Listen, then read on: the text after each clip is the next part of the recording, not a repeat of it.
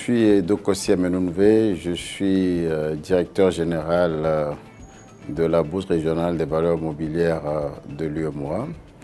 Avant d'occuper ce poste, j'ai été secrétaire général du Conseil régional de l'épargne publique et des marchés financiers de 2003 à 2012 et avant cela, directeur général de sociétés de gestion et d'intermédiation.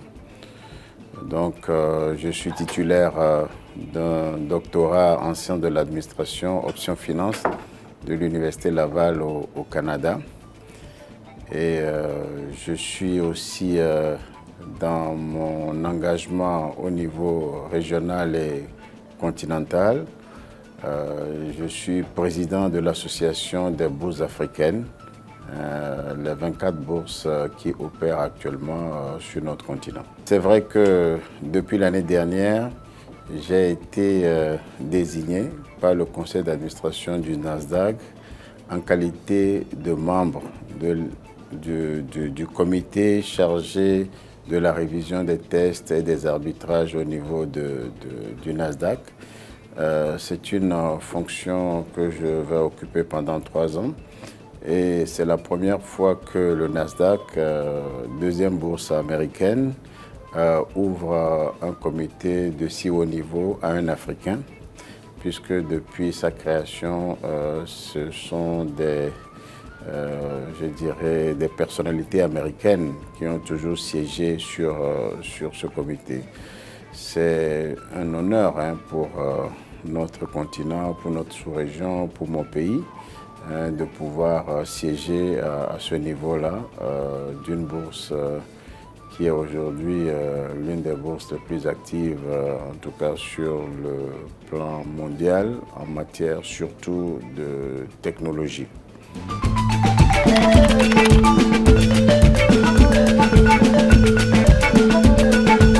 Ça fait 25 ans que nous avons démarré cette aventure avec les défis majeurs qui étaient ceux de l'époque.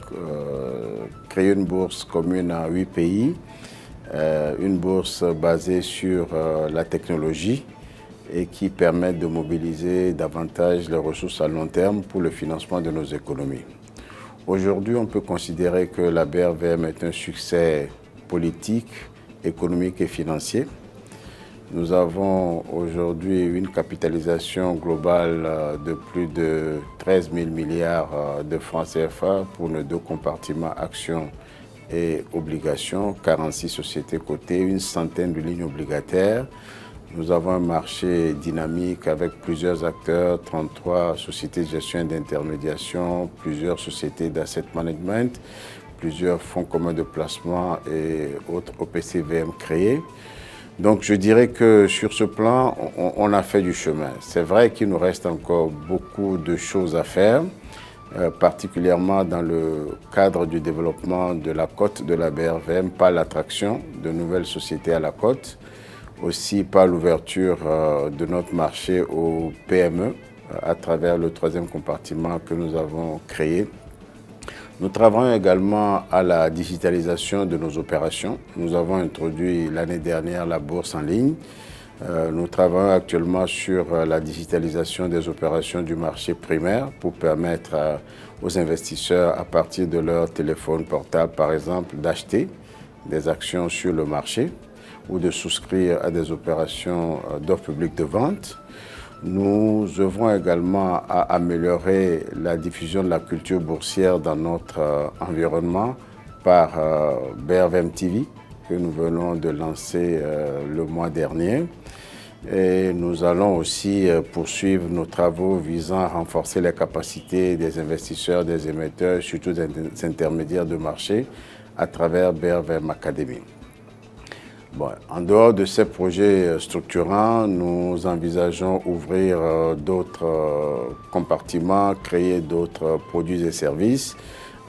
Nous travaillons activement sur le marché des produits agricoles, mais également sur la création prochaine d'un marché de dérivés, de produits dérivés donc, au sein de notre union.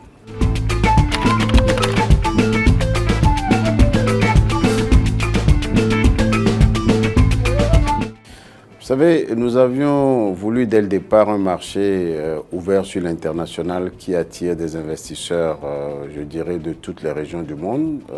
Donc nous avions opté pour une architecture basée justement sur les meilleurs standards internationaux, c'est ce qui a été fait. Donc depuis la création de la BRVM, nous attirons des investisseurs de toutes les régions du monde. On a des investisseurs américains, des investisseurs européens, asiatiques, des investisseurs africains qui viennent donc aussi de notre continent. Il y a quelques années, ces investisseurs représentaient plus de 70% des valeurs transigées sur notre marché.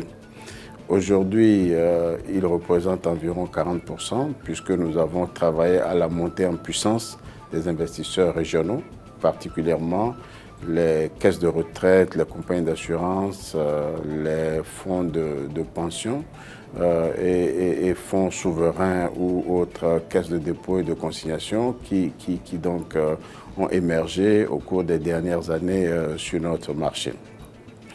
Alors, la crise sanitaire que nous avons traversée n'a pas ralenti l'ardeur des investisseurs internationaux sur la BRVM.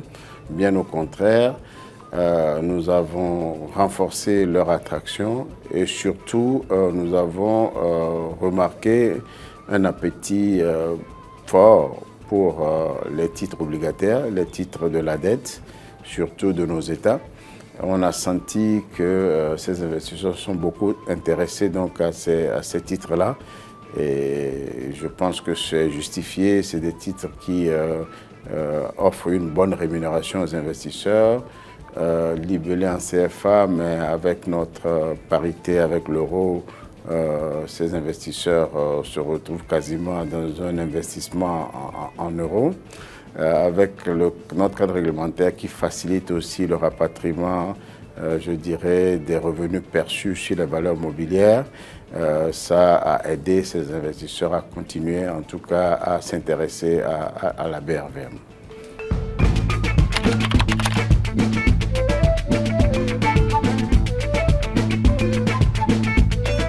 Bon, notre continent est à une phase critique de son développement. Aujourd'hui, nous avons réalisé clairement que les enjeux du développement passent par des axes majeurs. D'abord, celui de l'intégration de nos économies. La ZLECAf a aujourd'hui un bon, en tout cas, signal de la volonté de nos États d'accentuer les transactions commerciales entre nos pays. Ces transactions commerciales doivent s'accompagner également d'une union bancaire et l'initiative du PAPS aujourd'hui nous semble être une initiative extrêmement importante. Mais au-delà de l'intégration commerciale et de la facilitation des transactions bancaires, il faut l'union des marchés de capitaux. Il faut que les marchés de capitaux s'intègrent davantage parce qu'il faut travailler sur la production, il faut travailler sur l'investissement et c'est cet investissement qui est créateur de richesse. Donc nous, au niveau des bourses africaines, nous avons pris l'option justement de déclencher un processus d'intégration de nos marchés permettant une circulation plus facile je dirais des ressources, notamment de l'épargne à long terme entre nos économies. Travailler à faire en sorte que l'épargne disponible sur le continent s'investisse dans tous les pays qui ont un potentiel de croissance extrêmement élevé et faire en sorte que les investisseurs puissent aller d'un pays à un autre sans être confrontés à des barrières insurmontables. Pour moi, c'est un axe majeur de l'avenir de notre continent. Donc, au-delà de l'intégration, évidemment, il y a toute la question de la digitalisation, de l'innovation technologique que l'on observe. Notre continent doit profiter de cette innovation. Notre continent doit capitaliser sur les atouts que lui offre aujourd'hui cette évolution technologique majeure. Nous avons une population jeune, une population en pleine croissance, une population qui est de plus en plus connectée. Nous avons une facilité d'accès à la technologie. je pense fondamentalement qu'une bonne utilisation de la technologie va accélérer le développement de notre continent. Donc nous n'avons pas d'autre choix que vraiment de renforcer, je dirais, tous les instruments qui devraient donc utiliser la technologie pour à la fois accélérer la mobilisation de l'épargne dans nos économies, mais également favoriser les investissements productifs pour la création de richesses et d'emplois et de l'emploi sur notre continent.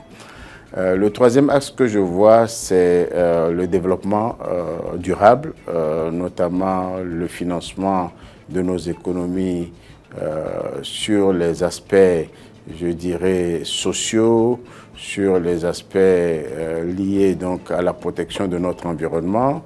C'est un enjeu majeur pour nous. Nous voyons aujourd'hui déjà les conséquences du changement climatique sur nos économies, dans le domaine agricole particulièrement. Nous devons prêter une attention particulière à cette évolution et aussi prendre le train, sinon accélérer la cadence en matière de financement durable. Pour moi, c'est extrêmement important. Nous devons sortir des sentiers battus de la finance classique pour embrasser les nouveaux instruments de finance durable parce que l'avenir de notre continent en dépend. Voilà donc les trois axes sur lesquels je pense que nous devons travailler sérieusement pour que notre continent, l'Afrique, ait un avenir beaucoup plus radieux et que nous puissions contribuer davantage au bien-être des populations africaines. Je vous remercie.